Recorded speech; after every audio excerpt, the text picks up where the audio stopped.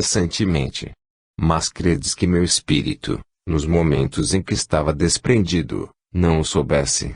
Era a causa de minha repulsa, e se me esforçava por combatê-la, é que instintivamente sentia que era injusta.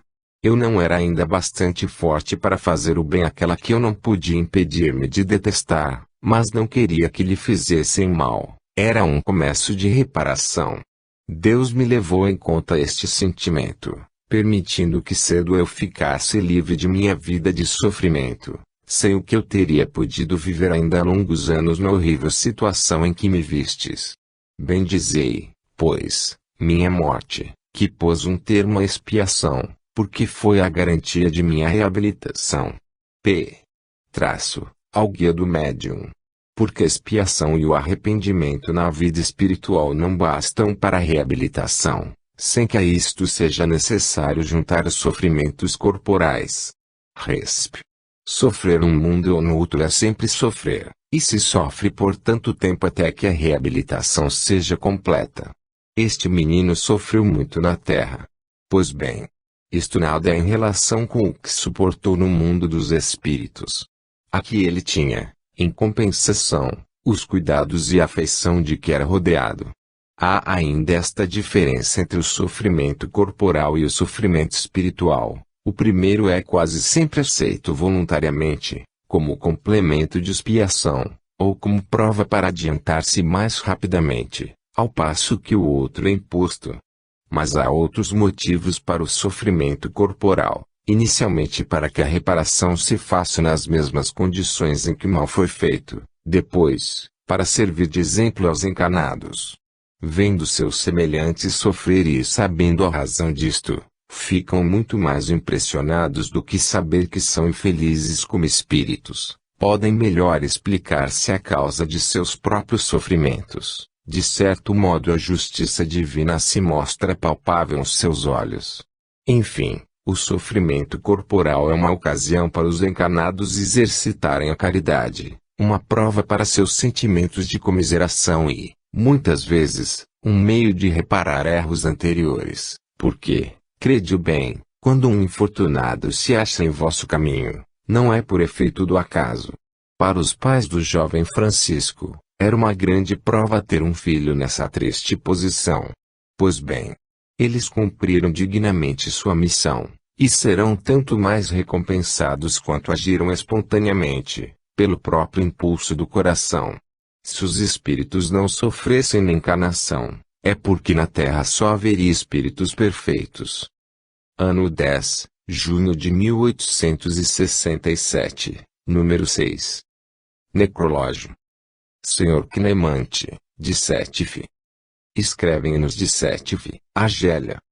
Venho comunicar-vos a morte de um fervoroso adepto do Espiritismo, o Sr. Clemente, falecido no sábado santo de 20 de abril de 1867.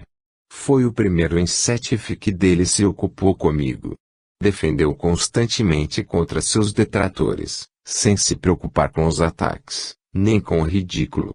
Era, ao mesmo tempo, um bom magnetizador e, por sua dedicação desinteressada, prestou numerosos serviços a pessoas sofredoras. Estava doente desde novembro, tinha febre de 2 em 2 dias, e quando não a tinha salivava água constantemente.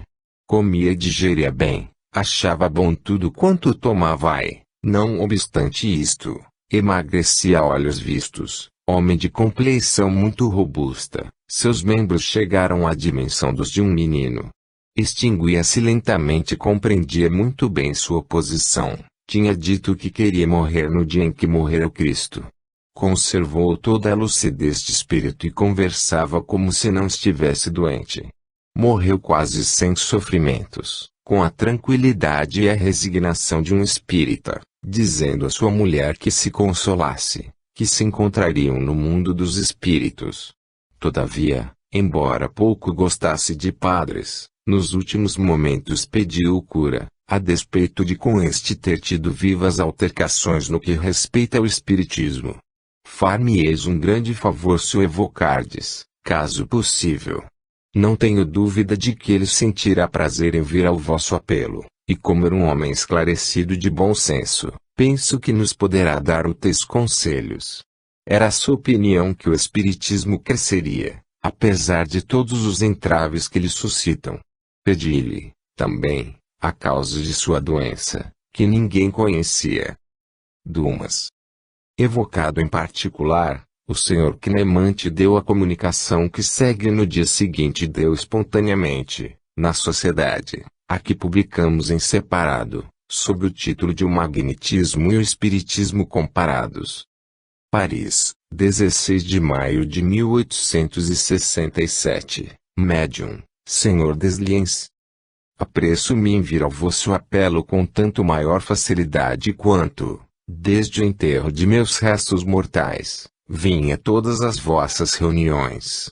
Tinha grande desejo de julgar o desenvolvimento da doutrina em seu centro natural, e se não o fiz em vida do corpo, meus negócios materiais foram sua única causa.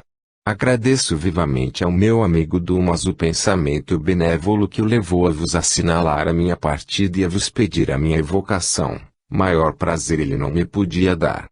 Embora meu retorno ao mundo dos espíritos seja recente, estou suficientemente desprendido para me comunicar com facilidade as ideias que já possuía sobre o mundo invisível. Minha crença nas comunicações e a leitura das obras espíritas havia me preparado para ver sem espanto, mas não sem infinita felicidade, o espetáculo que me aguardava.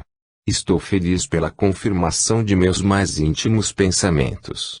Eu estava convencido, pelo raciocínio, do desenvolvimento ulterior, e da importância da doutrina dos espíritos sobre as gerações futuras.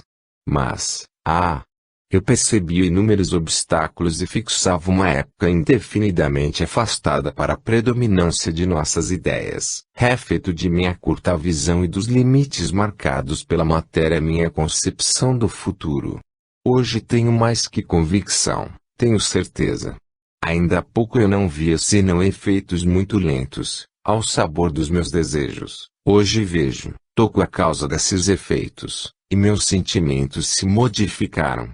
Sim, ainda é preciso muito tempo para que nossa terra seja uma terra espírita, em toda a acepção da palavra. Mas será preciso um tempo relativamente muito curto para trazer uma considerável modificação na maneira de ser dos indivíduos e das nacionalidades. Os ensinamentos que colhi entre vós, o desenvolvimento importante de certas faculdades, os conciliábulos espirituais, aos quais me foi permitido assistir desde minha chegada aqui, persuadiram-me de que grandes acontecimentos estavam próximos, e que num tempo pouco afastado, numerosas forças latentes serão postas em atividade, para auxiliar na renovação geral. Por toda parte o fogo jaz latente sob a cinza, se uma faísca surgir, e ela surgirá, a conflagração tornar-se-á universal. Elementos espirituais atuais, triturados na imensa fornalha dos cataclismos físicos e morais que se preparam, uns mais depurados seguem o movimento ascensional, outros, lançados fora com as mais grosseiras escórias, deverão sofrer ainda várias destilações sucessivas, antes de se juntarem aos seus irmãos mais adiantados. Eu compreendo, diante dos acontecimentos que o futuro nos reserva, estas palavras do Filho de Maria: haverá choro e ranger de dentes. Fazei, pois, meus amigos, de modo a serdes convidados ao banquete da inteligência e não fazer parte dos que serão lançados nas trevas exteriores. Antes de morrer cedi uma última fraqueza, obedecendo a um preconceito, não que minha crença tivesse fraquejado ante o medo do desconhecido, mas para não me distinguir dos outros. Pois bem, depois de tudo, a palavra de um homem que vos fala do futuro é boa para ouvir no momento da grande viagem. Essa palavra é cercada de ensinamentos antiquados, de práticas desgastadas, vejo bem, mas não deixa de ser a palavra de esperança e de consolação. Vejo com os olhos do espírito, vejo um tempo em que o espírita, ao partir, também será cercado de irmãos que lhe falarão do futuro, da esperança de felicidade. Obrigado, meu Deus, porque me permitistes ver o clarão da verdade nos meus últimos instantes. Obrigado por esse abrandamento de minhas provas. Se fiz algum bem, é a esta crença abençoada que o devo. Foi ela que me deu a fé, o vigor material e a força moral necessária para curar. Foi ela que me deu a lucidez de espírito até os meus últimos momentos, que me permitiu suportar sem murmurar a cruel doença que me levou. Perguntais qual é esta afecção a que sucumbi? Ah! Meu Deus, é muito simples. As vísceras nas quais se opera a assimilação dos elementos novos, não tendo mais a força necessária para agir, as moléculas gastas pela ação vital eram eliminadas, sem que outras as viessem substituir. Mas que importa a doença de que se morre, quando a morte é uma libertação? Obrigado ainda, caro amigo, pelo bom pensamento que vos levou a pedir a minha evocação. Dizei à minha mulher que sou feliz, que em mim ela encontrará o amado de sempre e que, esperando sua volta, não deixarei de cercá-la com a minha afeição e de ajudá-la com os meus conselhos. Agora, algumas palavras para vós pessoalmente, meu caro Dumas. Fostes um dos primeiros chamados a fincar a bandeira da doutrina neste país e, naturalmente, encontrastes obstáculos, dificuldades. Se vosso zelo não foi recompensado por tanto zelo quanto esperáveis, e que pareciam prometer no início, é que é preciso tempo para desarraigar os preconceitos e a rotina num meio inteiramente consagrado à vida material. É preciso já estar adiantado para assimilar prontamente novas ideias, que mudam os hábitos. Lembrai-vos de que o primeiro pioneiro que desbrava o terreno muito raramente é o que colhe. Ele prepara o terreno para os que vêm depois dele. Fostes esse pioneiro, era a vossa missão, é uma honra e uma felicidade, que sou feliz por ter partilhado um pouco e que apreciareis um dia. Como posso fazê-lo hoje, porquanto vossos esforços vos serão levados em conta? Mas não creiais que nos tenhamos dado a um trabalho inútil, não, nenhuma das sementes que espalhamos está perdida. Elas germinarão e frutificarão quando chegar o momento de sua eclosão. A ideia está lançada e fará o seu caminho. Felicitai-vos por ter sido um dos obreiros escolhidos para esta obra. Tivestes dissabores, desilusões, era a prova de vossa fé e de vossa perseverança, sem o que, onde estaria o mérito para realizar uma missão, se só se encontrassem rosas sobre o caminho? Portanto, não vos deixeis abater pelas decepções, sobretudo não cedais ao desencorajamento e lembrai-vos destas palavras do Cristo, bem-aventurados os que perseverarem até o fim, e desta outra, bem-aventurados os que sofrerem por meu nome. Perseverai, pois, caro amigo, prossegui vossa obra e pensai que os frutos que se colhem para o mundo onde estou agora, valem mais que os que se colhem na terra, onde se os deixa ao partir. Peço-vos que digais a todos os que me testemunharam afeição e me guardam um bom lugar em sua lembrança, que não os esqueço e que muitas vezes estou em meio deles.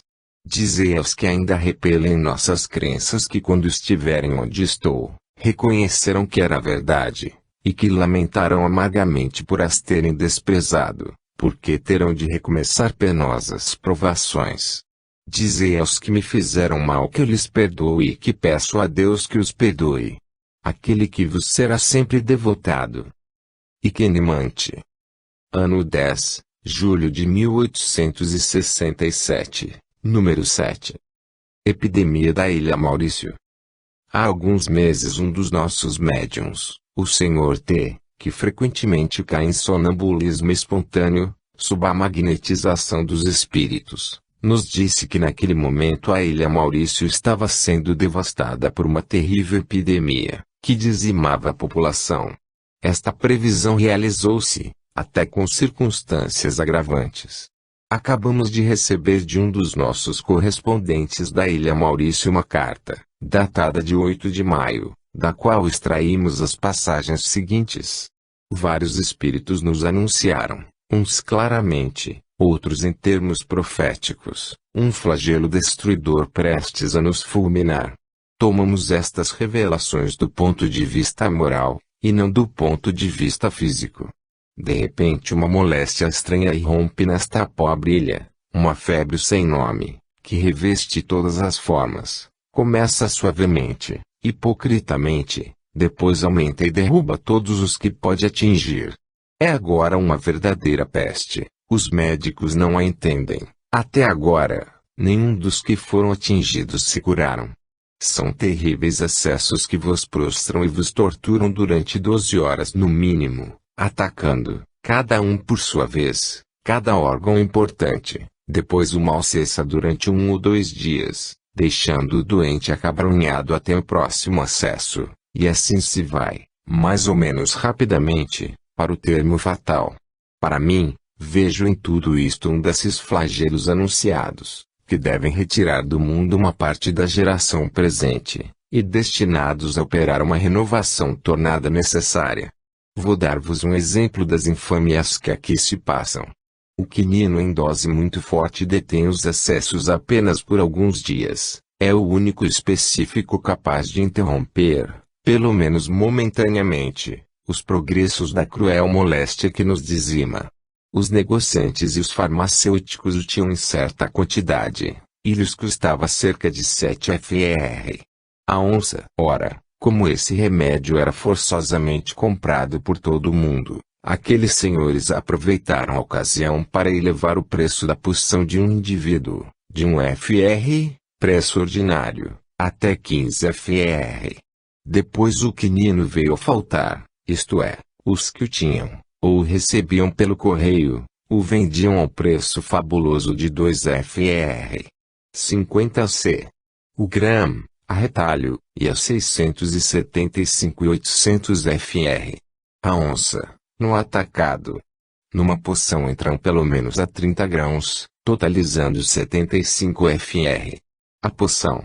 Assim, só os ricos podiam comprar e aqueles negociantes viam com indiferença milhares de infelizes morrendo a seu redor, por falta do dinheiro necessário para adquirir o medicamento. Que dizeis disto? Ah! É história. Ainda neste momento o quinino chega em quantidade, as farmácias o têm em abundância, mas não querem vender a dose por menos de 12 fr. 50 c. Por isso os pobres morrem sempre, olhando desolados esse tesouro que não podem alcançar. Eu mesmo fui atingido pela epidemia e estou no 4ª recaída. Arruíno-me com o quinino. Isto prolonga a minha existência, mas, como receio, se as recaídas continuarem, caro Senhor, palavra de honra. É muito provável que em pouco tempo terei o prazer de assistir como espírito às vossas sessões parisienses e nelas tomar parte, se Deus o permitir. Uma vez no mundo dos espíritos, estarei mais perto de vós e da sociedade do que estou na ilha Maurício. Num pensamento transporto-me às vossas sessões, sem fadiga e sem temer o mau tempo. Aliás, não tenho o menor receio, eu vos juro. Sou muito sinceramente espírita para isto. Todas as minhas precauções estão tomadas, e se vier a deixar este mundo, sereis avisado. Enquanto espero, caro Senhor, tende a bondade de pedir aos meus irmãos da sociedade espírita que unam as suas às nossas preces pelas infelizes vítimas da epidemia, pobres espíritos muito materiais, na maioria, e cujo desprendimento dever ser penoso e longo. Oremos também por aqueles, muito mais infelizes que, ao flagelo da moléstia, juntam o da desumanidade. Nosso pequeno grupo está disperso há 3 meses, todos os membros foram mais ou menos atingidos, mas, até agora, nenhum morreu. Recebei, etc. É preciso ser espírita de verdade para encarar a morte com este sangue frio e essa indiferença, quando ela estende seus malefícios em redor de nós e quando se sentem os seus ataques. É que, em semelhante caso, a fé séria no futuro, tal qual só o Espiritismo pode dar, proporciona uma força moral que, ela mesma, é um poderoso preservativo, como foi dito a propósito da cólera. Revista de novembro de 1865. Isto não quer dizer que nas epidemias os espíritas sejam necessariamente poupados, mas, em tais casos eles têm sido, Até agora, os menos atingidos. Escusado dizer que se trata de espíritos de coração, e não dos que só são em aparência. Os flagelos destruidores, que devem causar danos à humanidade, não sobre um ponto do globo, mas em toda parte, são em toda parte pressentidos pelos espíritos. A seguinte comunicação, verbal e espontânea, foi dada sobre o assunto, logo após a leitura da carta acima. Sociedade de Paris, 21 de junho de 1867. Médium, Sr. Morin, em sonambulismo espontâneo. Avança a hora marcada no grande e perpétuo relógio do infinito, a hora na qual vai começar a operar-se a transformação de vosso globo, para o fazer gravitar rumo à perfeição. Muitas vezes vos foi dito que os mais terríveis flagelos dizimariam as populações. Não é preciso que tudo morra para se regenerar. Mas, o que é isto? A morte não é senão a transformação da matéria. O espírito não morre, apenas muda de habitação. Observai e vereis começar a realização de todas essas previsões. Oh! Como são felizes aqueles que nessas terríveis provações foram tocados pela fé espírita sincera. Permanecem calmos no meio da tormenta, como um marinheiro aguerrido em meio à tempestade. Eu, neste momento personalidade espiritual, muitas vezes sou acusado de brutalidade, de dureza e de insensibilidade pelas personalidades terrestres. É verdade, contemplo com calma todos esses flagelos destruidores, todos esses terríveis sofrimentos físicos.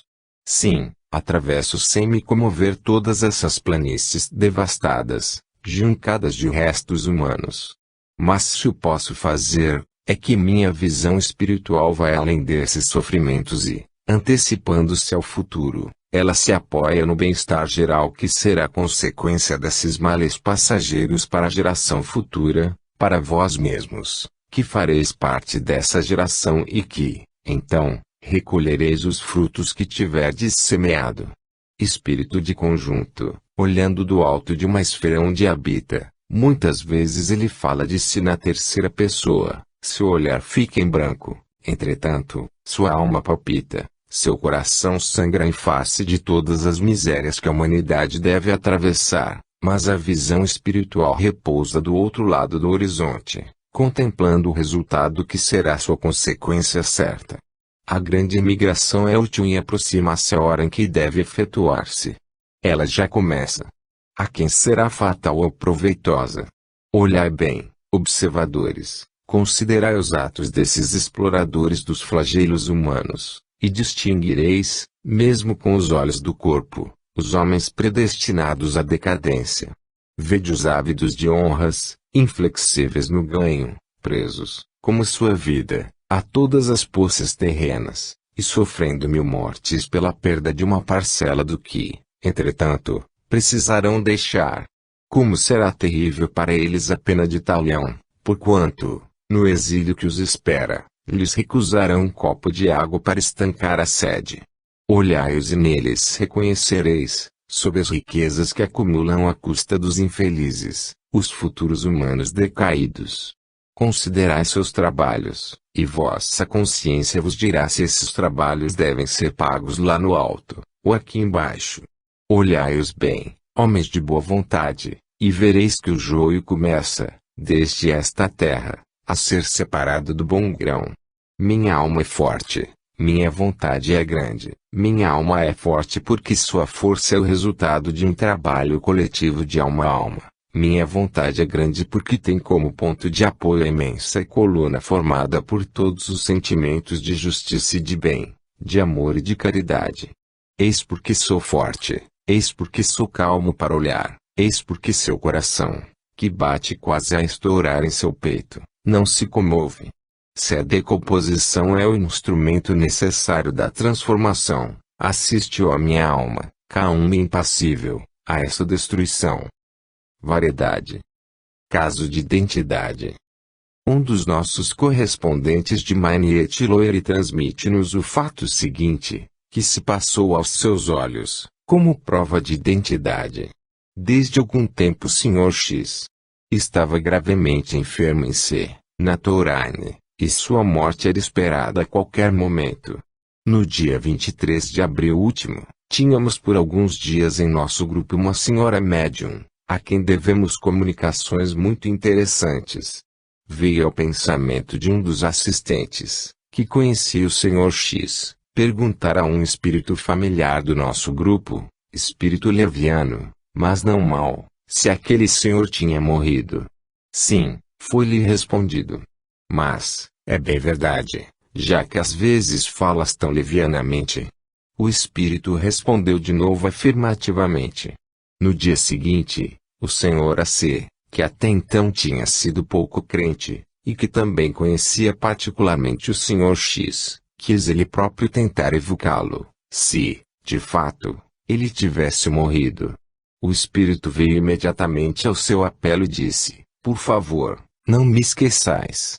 Orai por mim. Desde quanto tempo estás morto? Perguntou o Sr. A.C. Um dia. Quando sereis enterrado? Esta tarde, às 4 horas. Sofreis tudo que uma alma pode sofrer. Guardais rancor de mim? Sim. Por quê? Sempre fui muito rígido convosco. As relações desses dois senhores sempre tinham sido frias, embora perfeitamente polidas.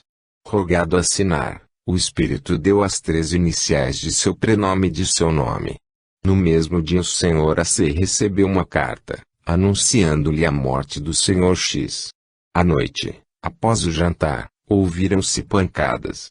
O Sr. A.C. tomou a pena e escreveu o ditado sob a batida do espírito: fui ambicioso, sem dúvida todo homem o é, mas nunca rei, pontífice, chefe ou cidadão, concebeu um projeto tão grande quanto o meu. As batidas eram fortes, acentuadas, quase imperiosas, como vindas de um espírito iniciado há muito tempo nas relações do mundo invisível com os homens.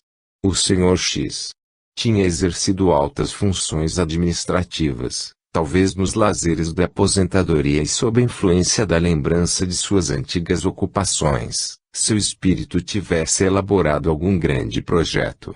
Uma carta recebida há 2 dias confirma todos os detalhes acima.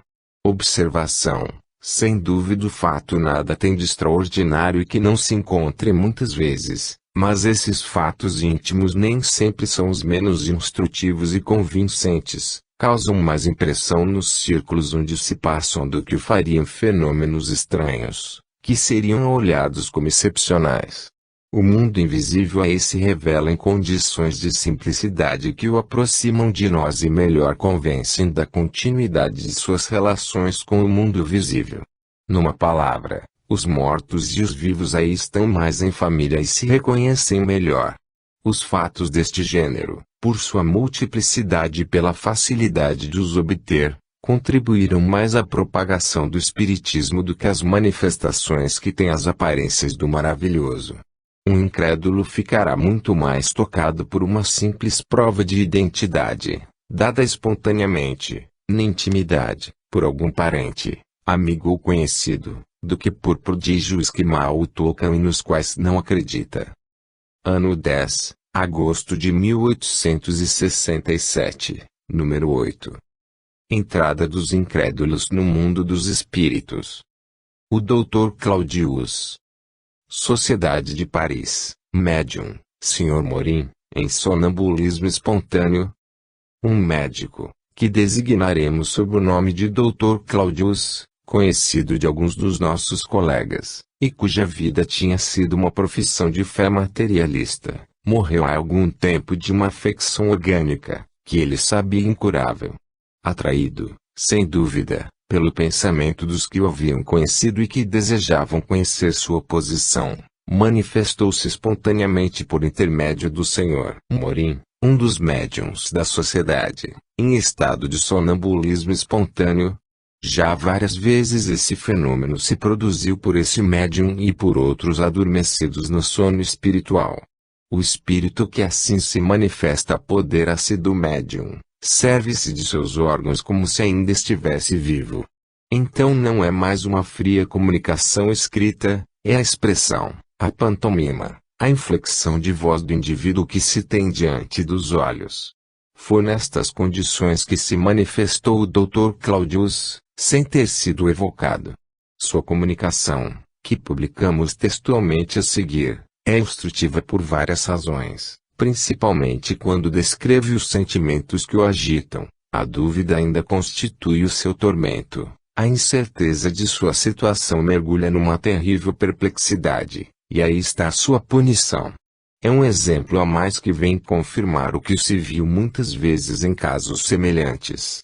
Após uma dissertação sobre outro assunto, o médium absorvido se recolhe alguns instantes, depois, como se despertasse penosamente, assim se exprime, falando a si mesmo: ainda há um sistema.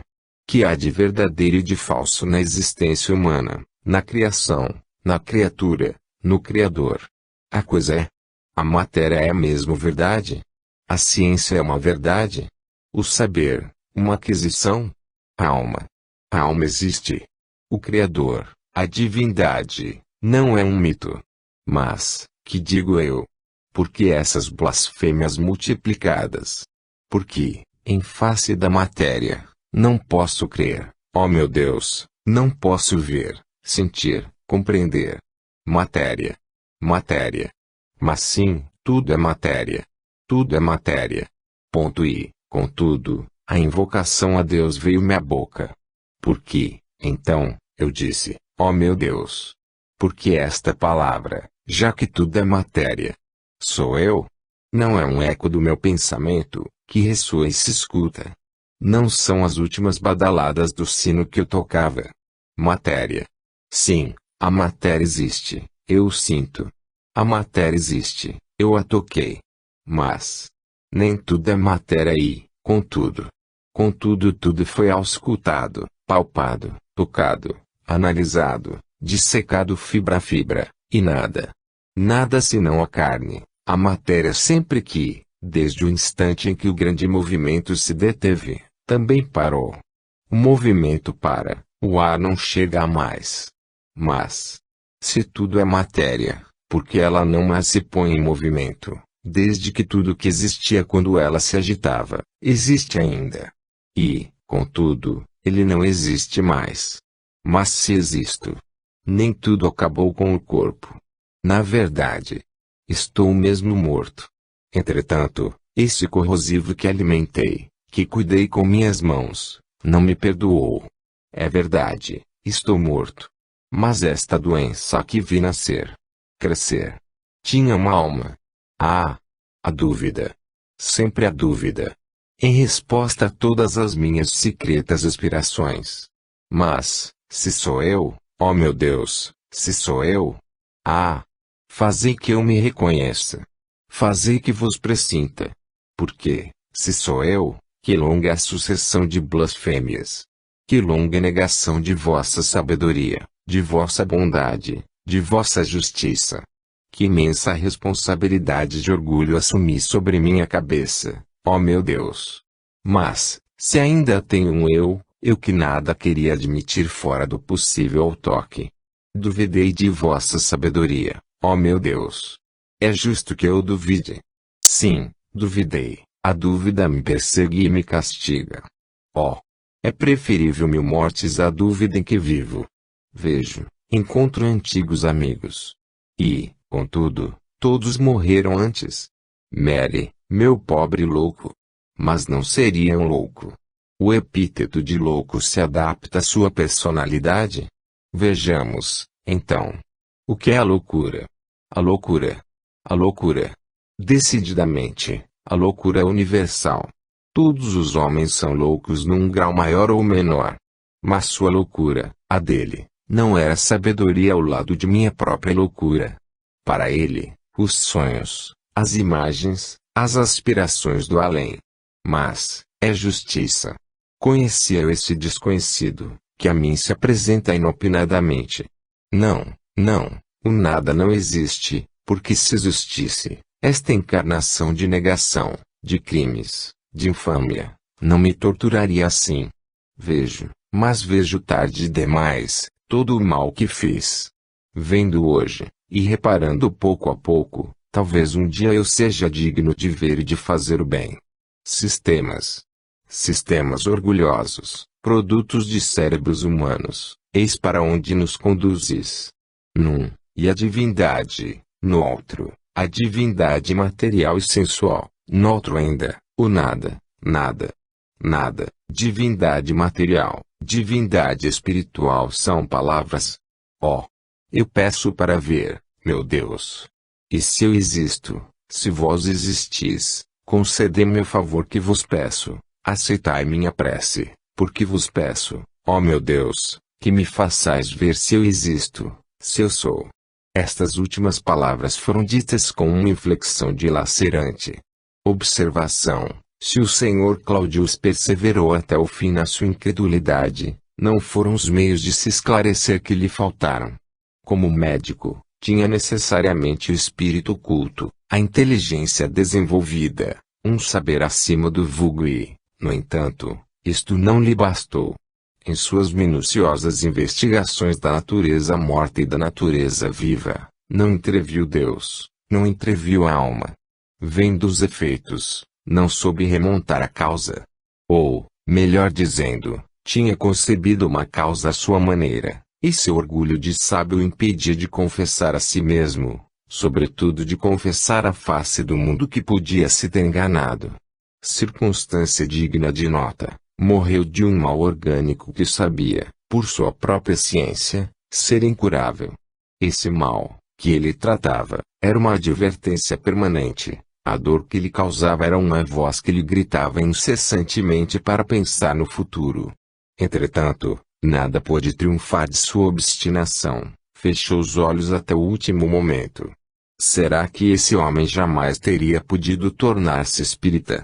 Certamente não. Nem fatos, nem raciocínios teriam podido vencer uma opinião preconcebida, e da qual estava decidido a não se desviar. Ele era desses homens que não querem render-se à evidência, porque neles a incredulidade é inata, como a crença em outros. O sentido pelo qual um dia poderão assimilar os princípios espirituais ainda não despontou, são para a espiritualidade quais cegos de nascença para a luz, não a compreendem. Assim, não basta a inteligência para conduzir pelo caminho da verdade, ela é como o cavalo que nos carrega, e que segue a rota na qual lançaram. Se esta rota conduz a um atoleiro, ele aí precipita o cavaleiro, mas, ao mesmo tempo, lhe dá os meios de se reerguer. Tendo o Sr. Claudius morrido voluntariamente como cego espiritual, não é de admirar que não tenha visto a luz imediatamente, que não se reconheça num mundo que não quis estudar, que, morto com a ideia do nada, duvide da própria existência, incerteza pungente que constitui o seu tormento. Caiu no precipício para onde o impeliu o seu corcel. Mas pode levantar-se desta queda, e já parece entrever um clarão que, se o seguir, o conduzirá ao porto. É em seus louváveis esforços que deve ser sustentado pela prece. Quando uma vez tiver gozado dos benefícios da luz espiritual, terá horror às trevas do materialismo, e se um dia voltar à Terra, será com intuições e aspirações muito diversas das que tinha em sua última existência. Um operário de Marsella.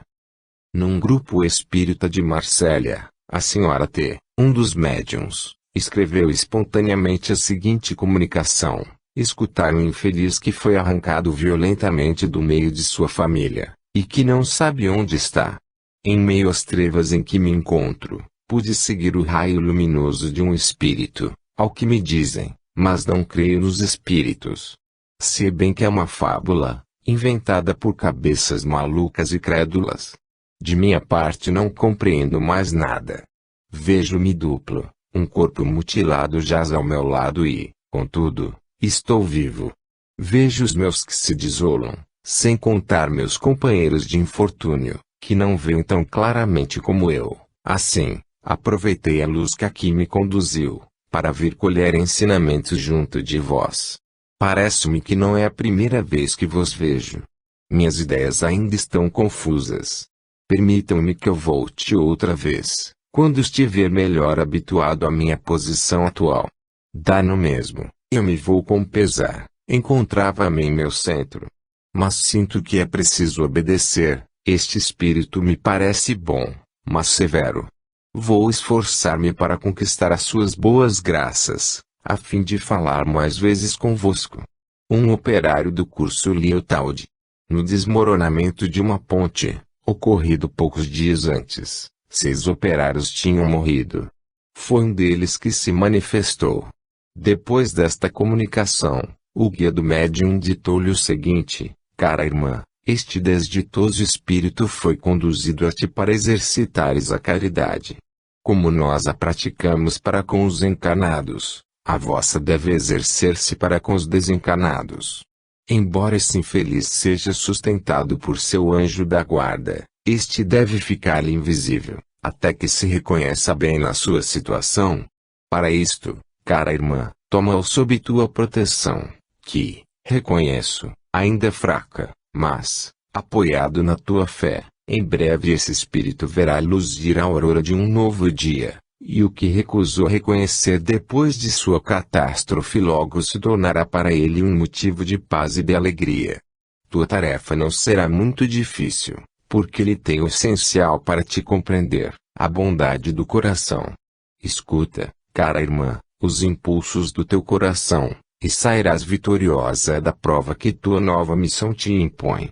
Sustentai-vos mutuamente, caros irmãos e bem-amadas irmãs, e a Nova Jerusalém, que estáis prestes a atingir, vos será aberta com cantos de triunfo, porque o cortejo que vos seguirá vos tornará vitoriosos. Mas para bem combater os obstáculos exteriores é preciso, antes de tudo, ter vencido a si mesmo. Deveis manter uma disciplina severa para o vosso coração. A menor infração deve ser reprimida, sem buscar atenuar a falta, sem o que jamais sereis vencedores dos outros. Entre vós, é preciso que rivalizeis em virtudes e vigilância. Coragem, amigos, não estáis sós. Sois sustentados e protegidos pelos combatentes espirituais, que esperam em vós, e invocam sobre vós a bênção do Altíssimo. Vosso guia. Como se vê, este fato tem alguma analogia de situação com o precedente. É também um espírito que não se reconhece, que não compreende sua situação, mas é fácil ver qual dos dois sairá primeiro da incerteza. Pela linguagem de um, se reconhece o sábio orgulhoso, que filosofou sobre sua incredulidade, que, parece, nem sempre fez de sua inteligência e saber o melhor uso possível. O outro é uma natureza inculta, mas boa, a qual, sem dúvida, só faltou boa direção. Nele a incredulidade não era um sistema, mas consequência da falta de ensinamento conveniente. Aquele que, em vida, pudesse ter tido compaixão do outro, em breve poderia tê-lo visto numa posição mais feliz que ele. Praz a Deus colocá-los em presença um do outro, para sua mútua instrução. É possível que o sábio se sentisse feliz em receber lições do ignorante. Jean Isaac, A Força do Remorso. Estudo Moral. Escrevem John Schotten, em 2 de maio de 1867, ao Jornal de Bruxelas, sábado passado, um operário cavouqueiro de nossa comuna apresentou-se à casa do guarda rural, onde intimou esse funcionário a prendê-lo e o entregar à justiça, diante da qual, dizia, deveria fazer a confissão de um crime por ele cometido há vários anos. Levado à presença do burgomestre, esse operário, que declarou chamar-se J. Isaac, fez o seguinte relato: há cerca de 12 anos eu era empregado nos trabalhos de dessecamento do lago de Arlen, quando um dia o cabo, pagando a minha quinzena, entregou-me o soldo devido a um de meus camaradas, com ordem de o entregar a este último. Gastei o dinheiro e, querendo evitar os dissabores das investigações, resolvi matar o amigo a quem acabava de roubar. Para isto, precipitei-o num dos abismos do lago, mas, vendo voltar à superfície e fazer esforços para nadar para a margem, dei-lhe 2 facadas na nuca. Tão logo cometi o crime, comecei a sentir remorso. Em breve tornou-se intolerável e foi-me impossível continuar no trabalho. Comecei por fugir do teatro do meu crime, e não achando em parte alguma do país nem paz nem trégua, Embarquei para as Índias, onde me engajei no exército colonial. Mas lá, também, o espectro de minha vítima perseguiu-me noite e dia. Minhas torturas eram incessantes e inauditas e, assim que terminou meu tempo de serviço, uma força irresistível impeliu-me a voltar ao Enxoten e a pedir a justiça o apaziguamento de minha consciência. Ela mudará, impondo-me a expiação que julgar conveniente. E se ordenar que eu morra, prefiro este suplício à tortura que me faz experimentar, há 12 anos, a toda hora do dia e da noite, o carrasco que trago no peito. Após esta declaração, e certificando-se de que o homem que estava à sua frente era são de espírito, o burgomestre requisitou a polícia, que prendeu Rizak e relatou imediatamente o fato ao oficial de justiça. Aqui se aguarda com emoção os desdobramentos que poderá ter este estranho acontecimento. Instruções dos espíritos sobre este caso. Sociedade de Paris, 10 de maio de 1867. Médium, senhorita Lateutin. Como sabeis, cada ser tem a liberdade do bem e do mal, o que chamais de livre-arbítrio. O homem tem em si a consciência, que o adverte quando fez bem ou fez mal, cometeu uma má ação ou descurou de fazer o bem, sua consciência que, como guardiã vigilante, encarregada de velar por ele, aprova ou desaprova sua conduta. Muitas vezes acontece que se mostre rebelde à sua voz, que repila suas inspirações, quer sufocá-la pelo esquecimento, mas jamais ela é completamente aniquilada para que, num dado momento, não desperte mais forte e mais poderosa e não exerça um severo controle de vossas ações. A consciência produz dois efeitos diferentes: a satisfação de ter agido bem, a paz que deixa a consciência do dever cumprido, e o remorso que penetra e tortura quando se praticou uma ação reprovada por Deus, pelos homens ou pela honra. É, propriamente falando, o senso moral. O remorso é como uma serpente de 1000 voltas, que circula em redor do coração e o destrói. É o remorso que sempre faz ouvir as mesmas inflexões e vos grita: fizeste uma ação má, deverás ser punido, teu castigo só cessará depois da reparação.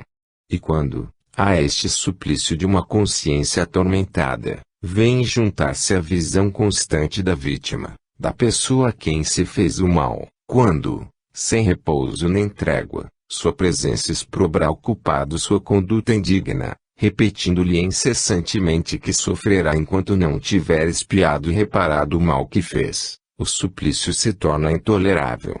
É então que, para pôr fim às suas torturas, seu orgulho se dobra e ele confessa seus crimes.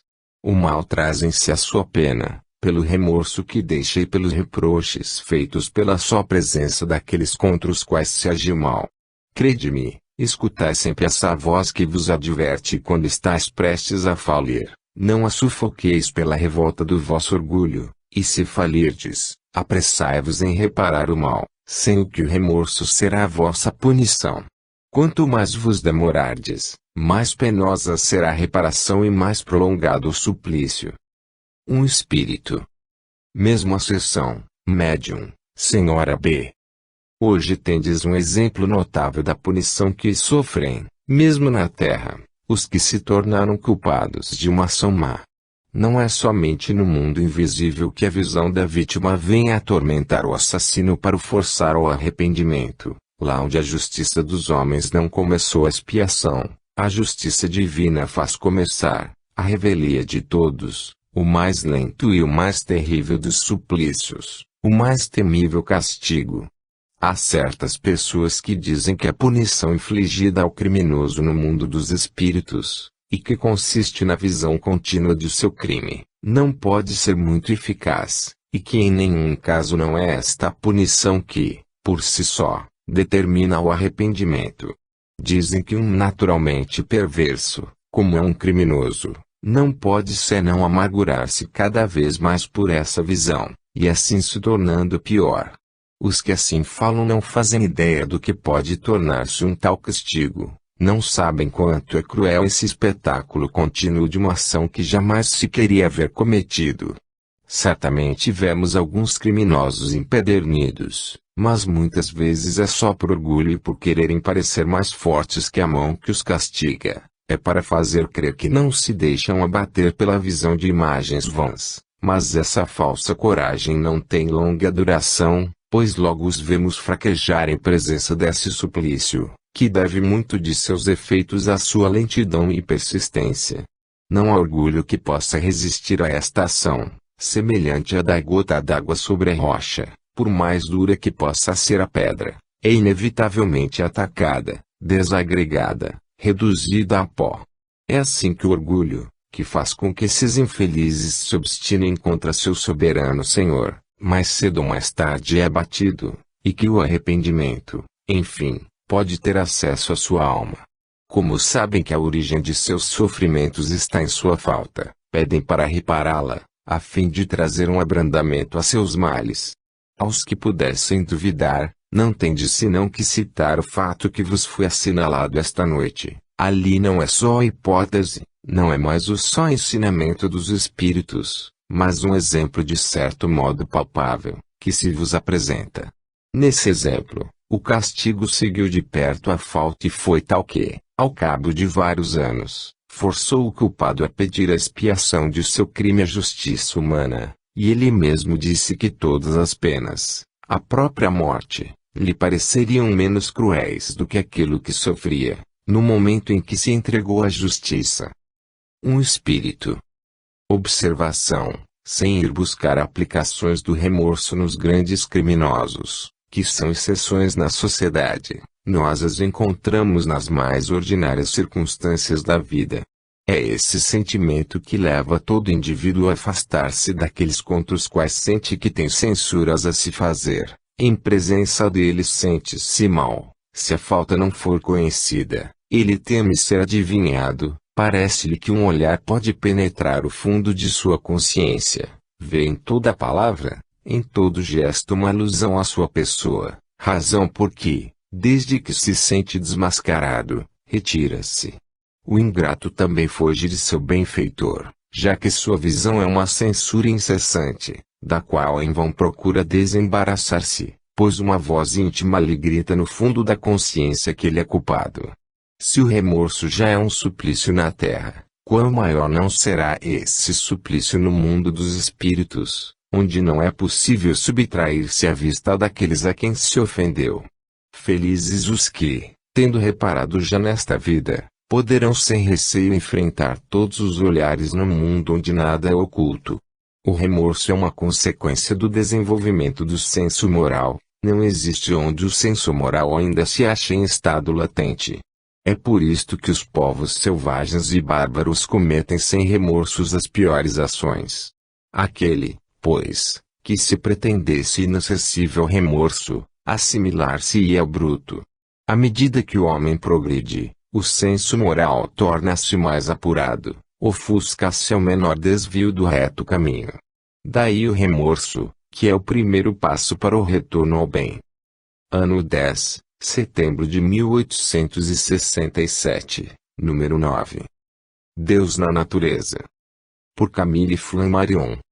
Como se sabe, depois de haver tratado, do ponto de vista da ciência, a questão da habitabilidade dos mundos, que se liga intimamente ao espiritismo, o Sr. Flammarion hoje aborda a demonstração de uma outra verdade, incontestavelmente a mais capital, porque é a pedra angular do edifício social, aquela sem a qual o espiritismo não teria sua razão de ser, a existência de Deus. O título de sua obra, Deus na Natureza, resume toda a sua economia. Logo de saída ele diz que não é um livro litúrgico, nem místico, mas filosófico. Do cepticismo de um grande número de sábios, concluiu-se erradamente que, por si mesma, a ciência era ateia, ou conduzia fatalmente ao ateísmo. É um erro que o Sr. Flammarion se empenha em refutar, demonstrando que se os cientistas não viram Deus em suas pesquisas, foi porque não quiseram ver. Aliás, estão longe de ser ateus todos os sábios, embora muitas vezes se confunda o cepticismo relativo aos dogmas particulares de tal ou qual culto com o ateísmo. O Sr. Flammarion se dirige especialmente à classe dos filósofos, que abertamente fazem profissão de materialismo. Diz ele, o homem traz em sua natureza uma necessidade tão imperiosa de se deter numa convicção, particularmente do ponto de vista da existência de um ordenador do mundo e do destino dos seres, que se nenhuma fé o satisfaz, ele sente necessidade de demonstrar a si mesmo que Deus não existe, buscando o repouso de sua alma no ateísmo e na doutrina do nada. Assim, a questão atual que nos apaixona não é mais saber qual a forma do Criador, o caráter da mediação, a influência da graça, nem discutir o valor dos argumentos teológicos. A verdadeira questão é saber se Deus existe ou não existe. Nesse trabalho o autor procedeu da mesma maneira que na sua pluralidade dos mundos habitados, colocando-se no próprio terreno de seus adversários. Se tivesse aurido seus argumentos na teologia, no espiritismo ou em doutrinas espiritualistas quaisquer, teria estabelecido premissas que seriam rejeitadas. É por isso que toma dos negadores e demonstra, pelos próprios fatos, que se chega a uma conclusão diametralmente oposta, não invoca novos argumentos controvertíveis, não se perde nas nuvens da metafísica, do subjetivo e do objetivo, nas argúcias da dialética, fica no terreno do positivismo, combate os ateus com suas próprias armas. Tomando um a um os seus argumentos, ele os destrói com auxílio da mesma ciência que invocam. Não se apoia na opinião dos homens, sua autoridade é a natureza e mostra Deus em tudo e por toda parte. A natureza é explicada pela ciência, diz ele, nulo mostrou num caráter particular. Ele está lá, visível, como a força íntima de todas as coisas. Nenhuma poesia humana nos pareceu comparável à verdade natural, e o Verbo Eterno nos falou com mais eloquência nas mais modestas obras da natureza, do que o homem nos seus mais pomposos cantos. Dissemos os motivos que levaram o Sr. Flammarion a colocar-se fora do espiritismo, e não podemos senão louvá-lo. Se algumas pessoas pensavam que foi por antagonismo pela doutrina, bastaria, para desenganá-los, citar a passagem seguinte. Poderíamos acrescentar, para fechar o capítulo da personalidade humana, algumas reflexões sobre certos assuntos de estudo ainda misteriosos, mas não insignificantes.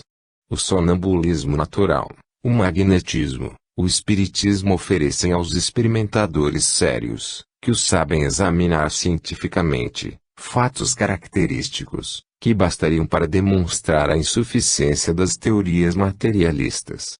Confessamos que é triste, para o observador consciencioso, ver o charlatanismo descarado insinuar sua avidez pérfida em causas do que deveriam ser respeitadas. É triste constatar que 99 fatos em 100 podem ser falsos ou imitados, mas um único fato bem constatado lança por terra todas as negações.